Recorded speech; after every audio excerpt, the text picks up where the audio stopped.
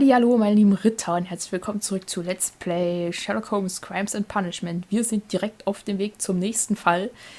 Dieser da heißt Schüsse bei Mondlicht. Okay, ja, ich erinnere mich ganz dunkel. Hahaha. Und stimmt, ich glaube, das ist dann unser letzter Fall. Schüsse bei Mondlicht. Na, dann gucken wir mal.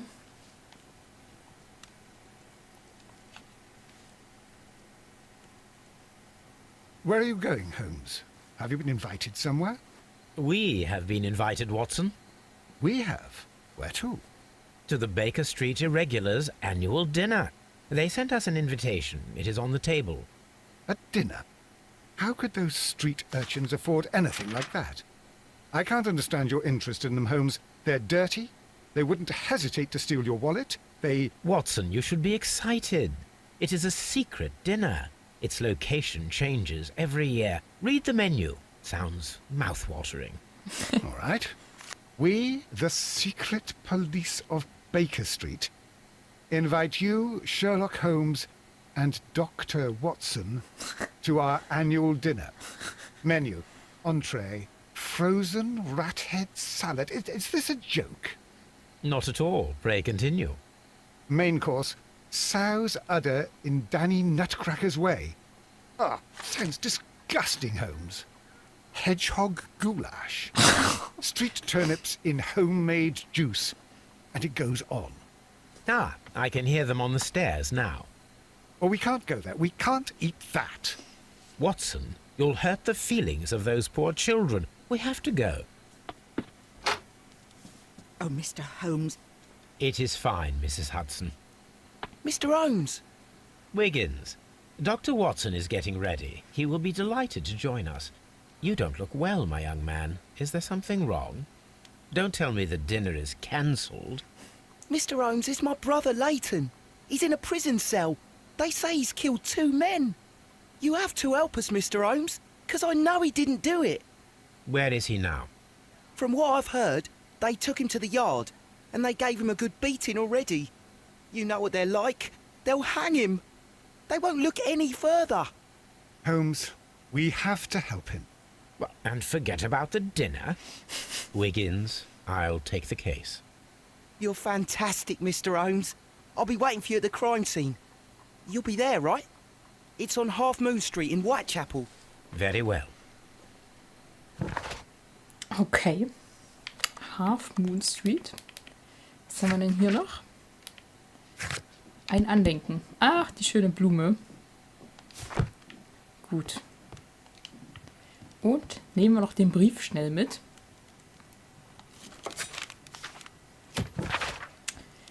Von der Times. Pflanzen können töten. Eine Sensation. Eine exotische Möglichkeit für einen Mord. Das Arsenal der Kriminellen dürfte bald um giftige Pflanzen erweitert werden. Eine junge und bildhübsche Frau hat zusammen mit ihrem Kollegen in Kew Gardens den schrecklichen Mord am Direktor der Gärten, Mr. Montague Dunn, geplant und ausgeführt. Nur ein einziger Detektiv war in der Lage, die Wahrheit hinter diesem Verbrechen aufzuklären oder aufzudecken, das zuvor als ein einfacher Herzanfall zu den Akten gelegt worden war.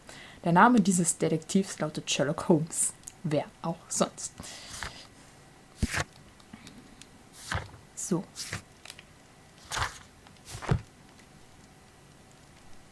Können wir uns eigentlich mal was anderes anziehen oder so? Wir sind ja zu einem angeblichen Dinner eingeladen. Haben wir da noch was Schönes? Dunkler Anzug.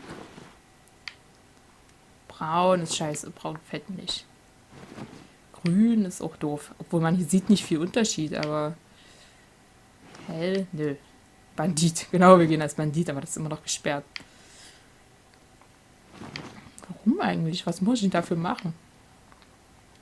Seemann hatten wir ja schon aufgeknüpft.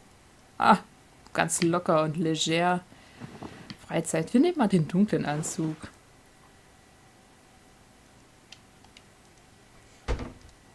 So. Das ist alles sowieso noch gesperrt. Halt, nee, hier ist. Ein Zylinder können wir aufsetzen. Ach, guck mal. Wir bleiben mal so. Das gefällt mir so am besten. Eine Brille. Hey, wir brauchen eine Brille. Nö, brauchen wir nicht. Ein Bart. Können wir auch alles gesperrt.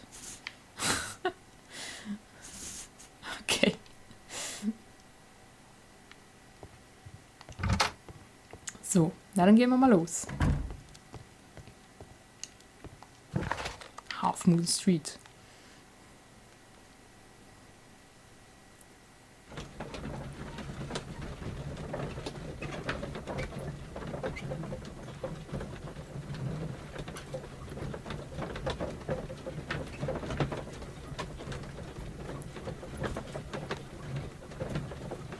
Das sieht auch nicht schlecht aus.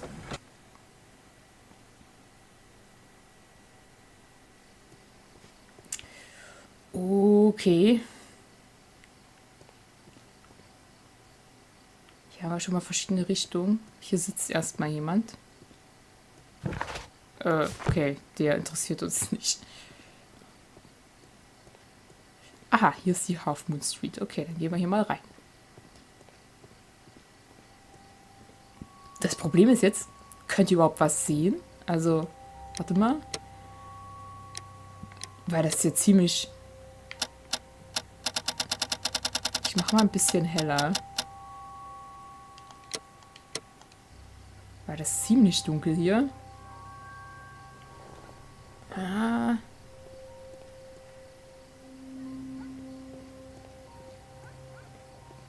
Ja, ich glaube, so geht's aber, ne?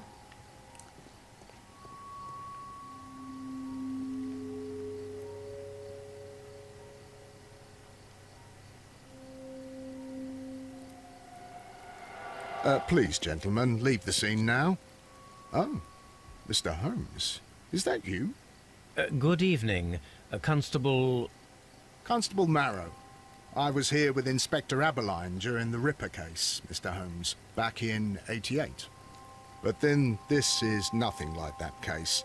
With this one, we've got the murderer, the weapon, and the statements, which speak for themselves. Of course, Marrow. But you know that appearances can sometimes be deceiving. Ja, so naiv. Who were the victims? The two men here, both shot. The stab fellow was Brian Vercotti, a well-known ruffian. The other, Kenneth Butler, a jeweller by trade. Okay. You spoke of statements. You have witnesses? Well, I was there, so I gave my own statement. And then there were two other witnesses who said they saw the killer Chapman. Mr. Turner, a gentleman who lives in that flat over there. And Polly Powell, a flower seller, who was over at the far side of the street. So, Constable Marrow, I should be delighted to hear your testimony. I was standing at the north side of Half Moon Street. That was the side that you came from. But you would have been unable to observe this part of the street, where we are standing now. That is correct. But I saw the two victims slowly enter Half Moon Street, and then shortly after, the fireworks started. A few minutes after that, the fellow Chapman rushed towards me and ran into Half Moon Street. Please continue. I didn't pay attention, but suddenly I heard a woman's cries and police whistles on the other side of Half Moon Street. I rushed over there and I saw the two dead bodies on the ground. When I reached Whitechapel Street, I saw Leighton Chapman. He'd been caught by two police constables. Okay. Did you hear the shots? I didn't hear any shots. The fireworks were all over the sky. They were so loud I couldn't hear anything else. What were the fireworks in honor of, Constable? Well, today's Queen Victoria's birthday, Mr. Holmes. Yes, I appear to have lost track of the days. It is May now, of course. So, Politik ist nicht sein Thema, das weiß ich schon. Kann ich verstehen. Constable Marrow, what else caught your attention while you were running through Half Moon Street? I saw nothing but rats, and I took the time to light every corner with my lamp.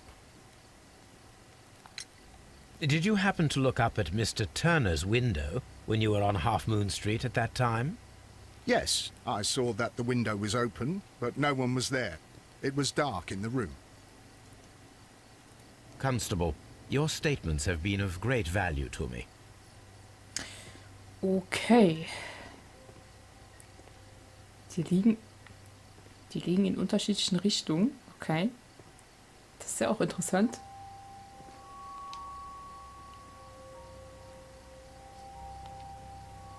Hand. He tried to stop the bleeding with his hand. Death was not instant. Wurde er in den Bauch geschossen? The bullet penetrated his stomach, a dreadful wound. Das ist ja nicht angenehm. A tattoo from Westgate Prison. Vacotti must have done some time there. Ah, okay. Der war also schon mal eingebuchtet.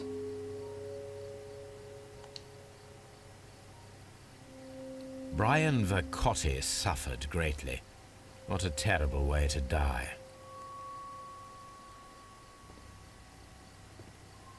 Aber das ging alles so schnell?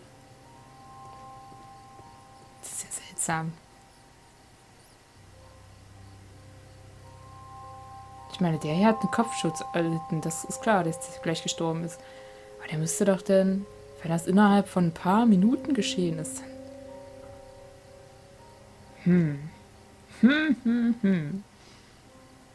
The bullet struck his head.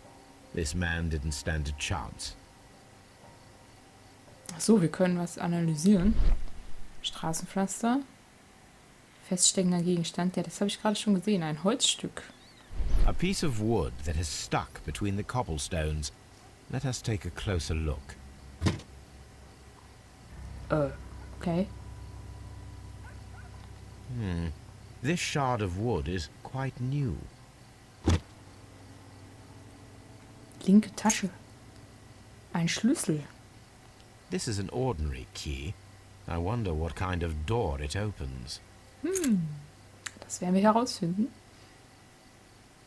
Okay. Dann haben wir schon mal die Leichen untersucht. Dann gehen wir mal zu dem Herrn hier. Du bist Ryan Turner. Good evening, Mr. Turner. I heard Constable Varro reply to you as Mr. Holmes. Are you that detective, gentleman? I've heard of you. And, well, I know things about this evening. Excellent. Might we hear your story? Nachdem wir ihn abgeschenkt haben, ja. Okay, im Gesicht haben wir nichts. Ah, ein Abzeichen. Ah, ja, das war im Krieg, okay. Halt. Da fehlen Knöpfe.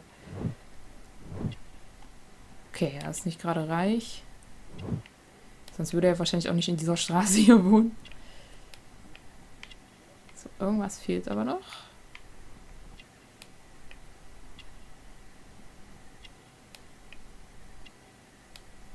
Doch irgendwas am Kopf? Nee.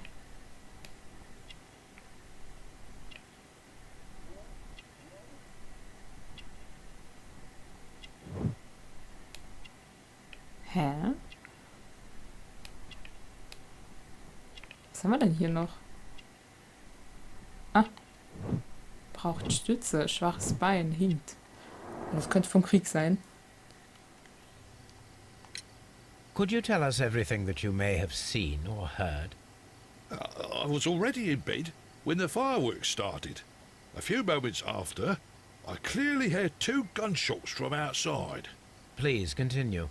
I quickly got up and I grabbed the lamp from my nightstand and I rushed towards the window.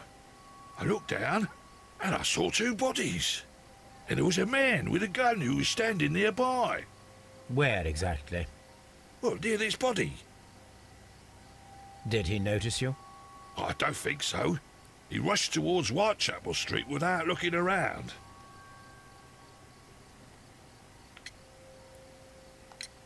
Were the 2 shots you heard consecutive? Yes, there was a very short pause between them, and they sounded different somehow. It seemed to me that the second shot was louder than the first. That is an interesting comment. Die liegen ja auch in unterschiedlichen Richtungen da, so als hätten die im Prinzip ein Duell gemacht und sich gegenseitig getroffen. Mr. Turner, did you see anyone else in the street?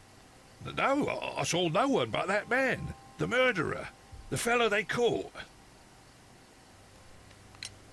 Mr. Turner, what were your actions after you stepped up to the window?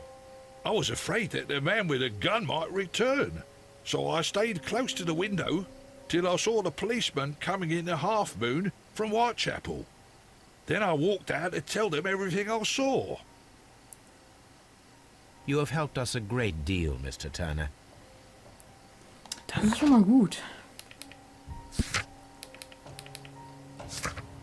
So, Ryan Turner ist um die 60 Jahre alt und ein Veteran aus dem Krimkrieg, worauf er sehr stolz ist. Vermutlich wurde er im Krieg am Bein verletzt und hinkt seitdem. Ryan Turner lebt in verhältnismäßig armen Verhältnissen.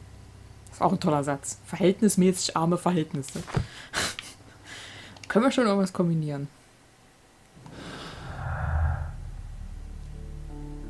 2 Opfer.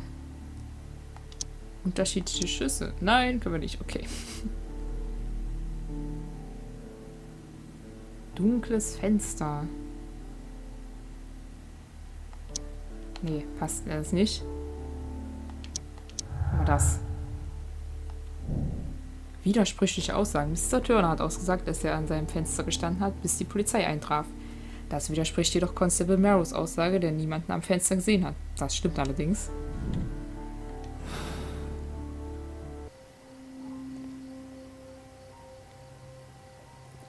Hey, was machst du denn hier? I'll do anything to save my brother, Mr. Holmes. Ja. Okay, können wir mal hier bei dir reingucken?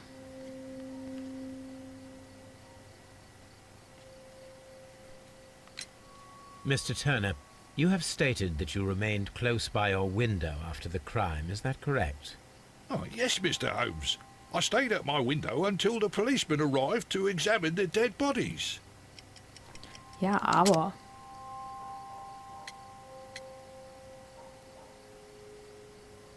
Nee, das hat ja damit nichts zu tun. That is very interesting, Mr. Turner. Constable Marrow stated that he did not see anyone at the window when he was running through Half Moon Street. Well, I think Constable Marrow and me, we might have been distracted by the whistles and shouts coming from Whitechapel. We could have missed each other somehow. You understand what I mean? It was a bit of a stressful moment, to tell you the truth, sir. Allow me to form my own theories, Mr. Turner. Would you mind showing me the view that you had from your window? Not at all, Mr. Holmes. Please, follow me. Mr. Turner appears to live very modestly. Aber sehr, sehr, sehr, sehr bescheiden. Okay, eine Feuerstelle hat er immerhin. This fire is dying out. It was last tended to over an hour ago. Aber hier ist Holz.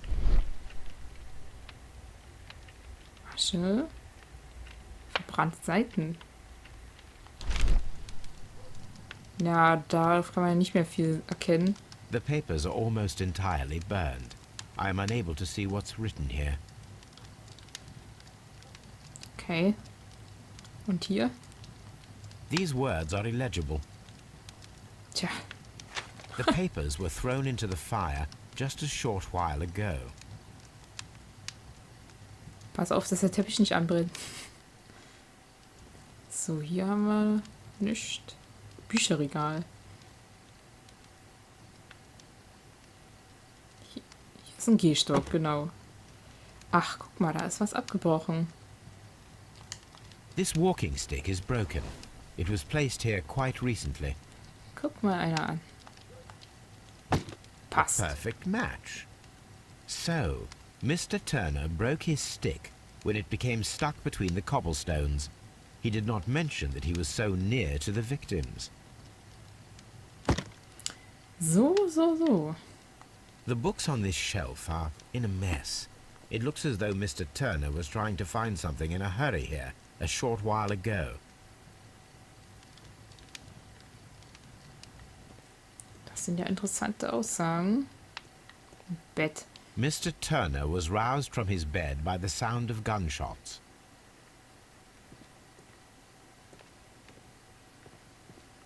Hier ist aber sonst weiter nichts.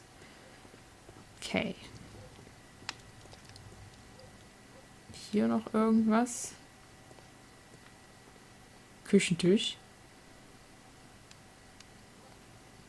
Oh Gott. This kitchen knife is quite sharp.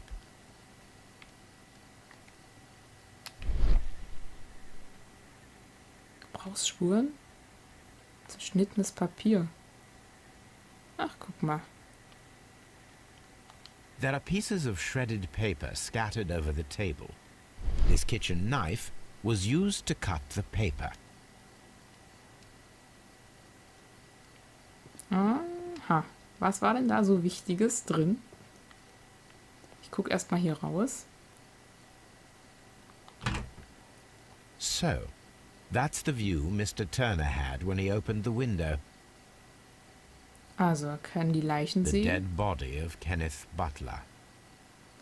Und die andere? Brian Vercotti's contorted corpse.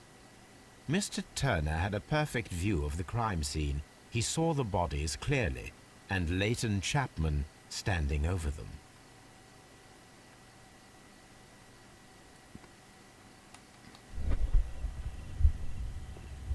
Geht zur Leiche, nimmt etwas, bricht den Stock ab. Okay, geht zur Leiche, nimmt etwas, bricht den Stock ab.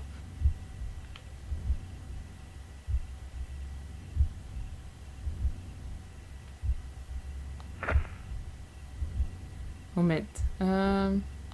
Nee.